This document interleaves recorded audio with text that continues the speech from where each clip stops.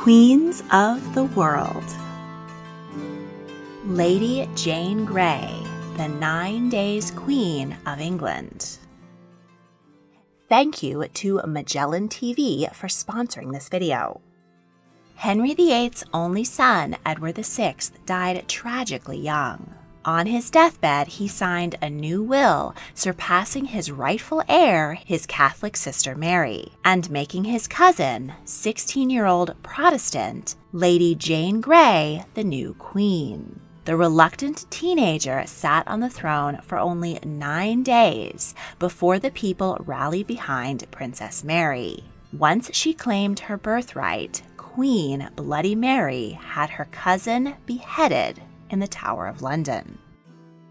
Jane Grey may have been born at Bradgate Park in October 1537, or in London between May 1536 and February 1537. The births of sons were recorded in great detail, while daughters were considered far less important. But Jane was born into a royal family which had plenty of female children, but was notoriously short on male heirs. She was the eldest daughter of the eldest daughter of King Henry VIII's younger sister, Mary.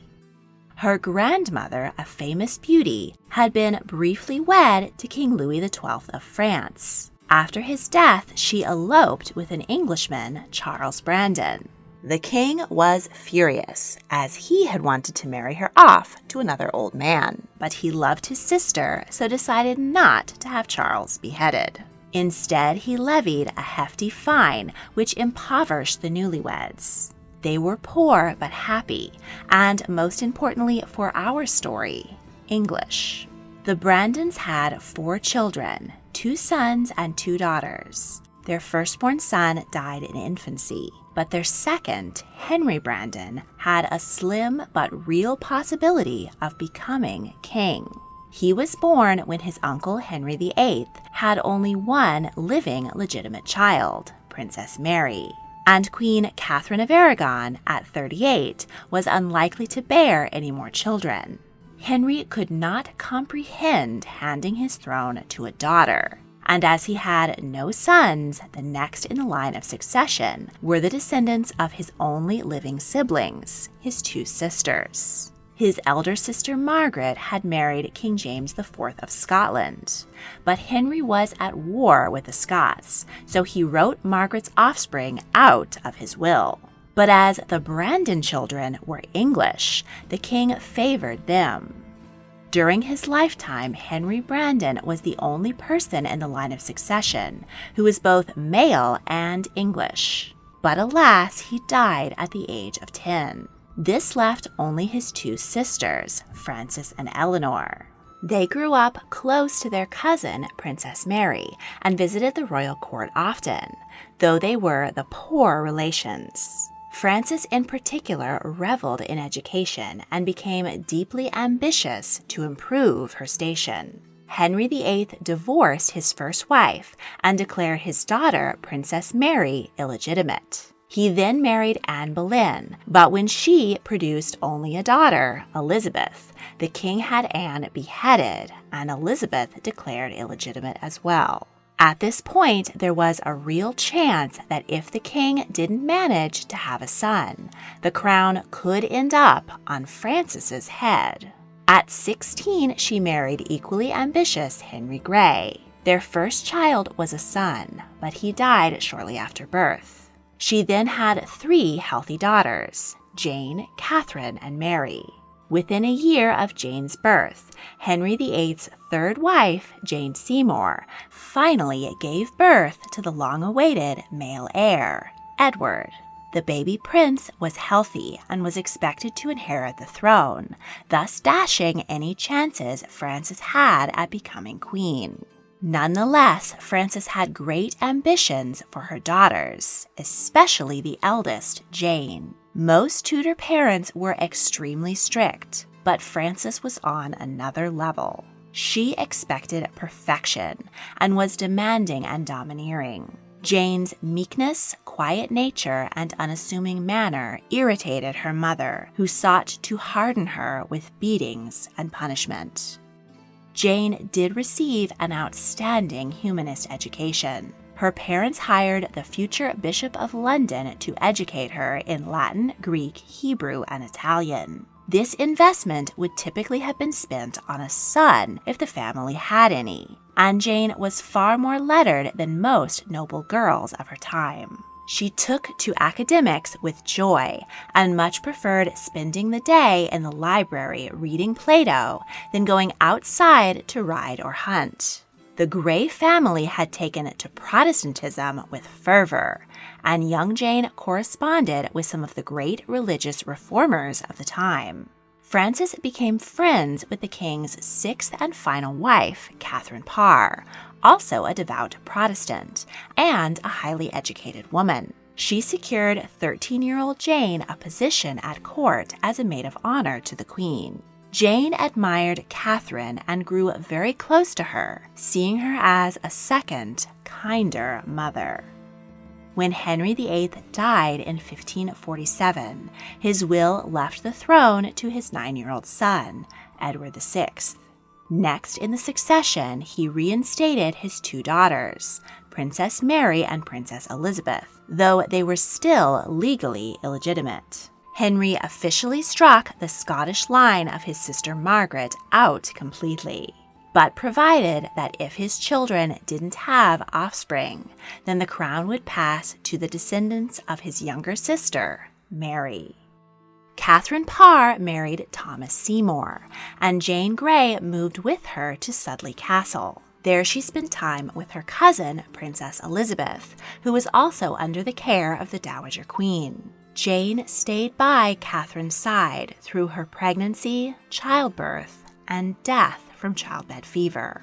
Jane was the chief mourner at her surrogate mother's funeral. Afterward, Thomas Seymour kept Jane at his home, as he thought he might be able to use the teenager to his advantage. He was the brother of the late Queen Jane Seymour, and was therefore the maternal uncle of the young King Edward VI. His older brother, Edward Seymour, had been named regent, and the two uncles were in a tug of war over the affections of the child monarch. Thomas plotted a marriage between Edward and Jane. He wanted to make the girl over whom he had so much influence queen. Thomas attempted to kidnap King Edward, but he was seized in the royal apartments, arrested, and beheaded. Edward Seymour's position as regent was not to last. John Dudley, the Duke of Northumberland, claimed the regency in a coup and had Seymour beheaded. Northumberland was one of the dukes who had enriched himself by taking land from the church and the people during Henry VIII's dissolution of the monasteries. When a group of peasants rose up in protest, Northumberland defeated and brutally executed the ringleaders. The people had not forgotten Kit's rebellion, and Northumberland was deeply hated. By this time, King Edward was beginning to assert his own authority. He was staunchly Protestant and overhauled the way common people worshipped. He outlawed candles, images, rosaries, and the Latin Mass, and he imprisoned anyone who continued Catholic practices. The most defiant of all was his own heir, his elder sister, Princess Mary. Edward was furious with her and was determined that she should never have the throne. And she never would have if Edward married and had a son of his own. But in February 1553, the 15-year-old king fell suddenly ill with consumption, what we now call tuberculosis. The finest doctors in the land believed there was no way to save the king's life.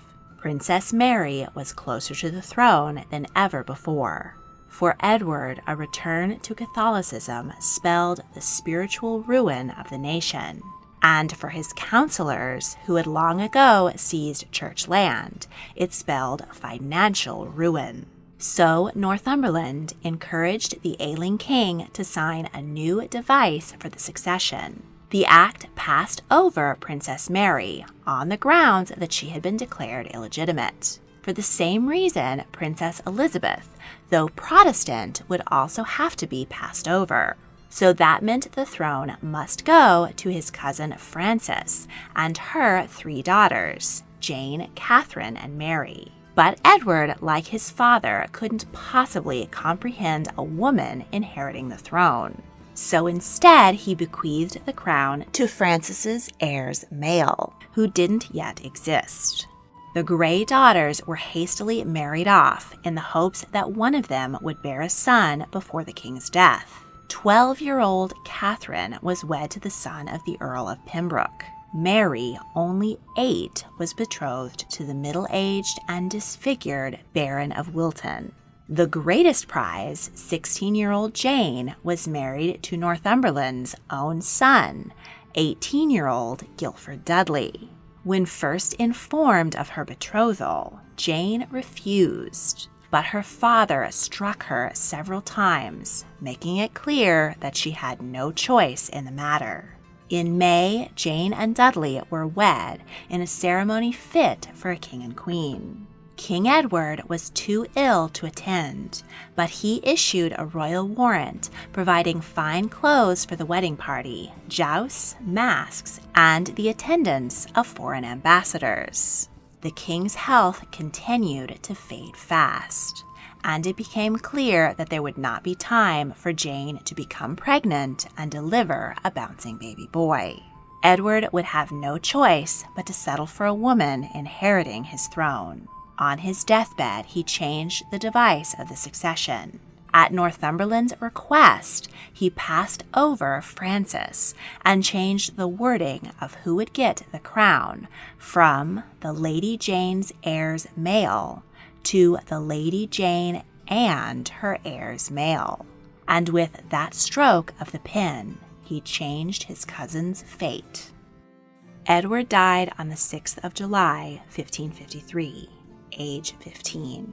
Northumberland managed to keep the new succession plan and the king's death a secret. He invited Princess Mary to court, where he intended to arrest her. But someone tipped her off, and instead she fled to Norfolk, where she was confident of support. Northumberland sent ships to the Norfolk coast to prevent her escape or the arrival of reinforcements from her many allies on the continent. He also called troops loyal to him to secure the Tower of London, the fortress which was at the center of power in England. Whoever held the tower held the throne. The endless dates and wars thrown at you in many history classes are not what made me fall in love with the past. It was learning about how historic figures actually lived their lives and related to one another. If you want to know more about what it was like to be a 16th century royal, then I highly recommend The Private Lives of the Tudors. This 3-part documentary gives an intimate look at the lives, loves, and scandals of England's most celebrated royal dynasty. You can watch this and so many more educational and entertaining documentaries on Magellan TV. This platform is dedicated to delivering the finest curated documentaries from around the world. They have an incredible collection highlighting whatever you're interested in, including scientific discoveries, nature, art, culture, crime, and beyond. And you know I can't get enough of their library of history documentaries.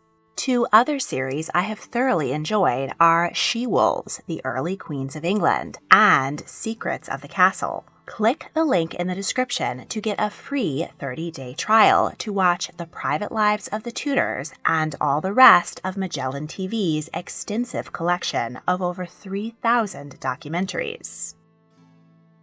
And now, back to history. On July 9th, Jane Grey was brought to Northumberland's mansion and informed that she was now queen. She burst into tears and refused the position, protesting that Princess Mary was the rightful heir. But when her parents arrived to put the pressure on her, she reluctantly accepted her new title. Northumberland threw a grand banquet to celebrate the new queen. On July 10th, Jane was escorted by barge to the Tower of London, where English monarchs customarily resided from the time of their ascension until their coronation. Edward's death was announced to the public, and Jane was declared Queen of England, France, and Ireland, to murmurings of discontent. She was only the second queen regnant in English history, the first having been Matilda, whose reign from 1141 to 1148 caused civil war and remains disputed. Jane's royal procession into the Tower was full of pomp and ceremony, but two details highlighted how wrong this event appeared to those who witnessed it. Her mother, Frances, whose claim to the throne should have come first, carried her daughter's train, and her new husband, Guilford, placed himself at the head of the procession, even before his wife. It was clear that Northumberland intended to make his son the new king. Many saw plainly his attempts to control the country through his daughter-in-law, and some even speculated that he might have poisoned King Edward. Now that Jane had accepted that she had no choice but to be queen, she was not willing to be a puppet. The Lord Treasurer brought her the crown to try on. He informed her that a new crown would be made for Guilford. Jane responded no, she would make her husband a duke, but not a king. Her refusal undermined Northumberland's plans. Dudley petulantly threatened to leave her and refused to sleep with her. After all, no sex meant no heir. The Privy Council received a message from Princess Mary, asserting her right to the throne and demanding that she be proclaimed queen. She offered them amnesty if they bent the knee, ruin and death if they did not. The council replied that Jane was queen by Edward's authority, and that Mary was illegitimate and supported only by a few lewd, base people. Jane had the most powerful and wealthy men in the country, and the might of the Tower of London and its massive arsenal behind her, while Mary had the support of a handful of low-level country gentlemen. Any gambler would have favored Jane heavily for an easy victory. Both Jane and Mary were now confident in their own right to the title. They each sent out dozens of letters to rally support, and both signed them, the Queen. The Privy Council had gravely miscalculated the people's support for Mary. Devout Catholics rallied behind her, but also many commoners and nobles who felt Henry VIII's daughter had been illegally robbed of her birthright. In contrast, Northumberland had to offer twice the usual pay to raise a small army to fight for Jane. He reluctantly left the Tower and control of the council and marched out of London with 3,000 soldiers. Meanwhile, Mary had gathered an army of nearly 20,000 ragtag supporters. As it became clear that the common people were on Mary's side, more and more nobles switched their allegiance. And as she marched closer to London, she was greeted by crowds cheering their rightful queen. Jane and the Privy Council were bombarded with news of Mary's increasingly competitive stance. And without Northumberland's strong personality holding them together, lords began skulking away in the night. The treasurer of the Mint went missing, and reports came in that he had recruited 10,000 men, not for Jane, but for Mary. Jane knew she was in serious trouble. In desperation, she ordered the gates of the Tower locked and guarded to keep her counselors in. She sent increasingly desperate letters to lords around the country, begging them to come to her defense. Meanwhile, Guilford continued to put on airs and dress as a king. He presided over council meetings and dined in state, alone. Finally, Northumberland was in position to engage Mary's forces. He had fewer men, but much stronger artillery. That was until his ships anchored off the coast mutinied and lent their considerable firepower to Mary. When news reached him of just how much the odds were stacked against him, he abandoned the cause and rode away. Back in the Tower, Jane's own uncle, the Earl of Arundel, had abandoned her as well. He called an emergency meeting of all the privy councillors who had left Jane. Together they signed a letter declaring Mary queen and making Northumberland the scapegoat for everything that had happened. Arundel rode post-haste to Mary to tell her of the council's change of heart. He begged her forgiveness in the hopes of saving his own neck. The rest of the councillors went to Cheapside and announced that Mary was now queen. The people rejoiced, bonfires were lit, wine was guzzled, and songs were sung throughout London. On July 19th, only Jane's husband and father remained with her in the Tower. Lord Grey entered the throne room where his daughter was sitting. He removed the cloth of state from over her head, in clear indication that she was no longer queen.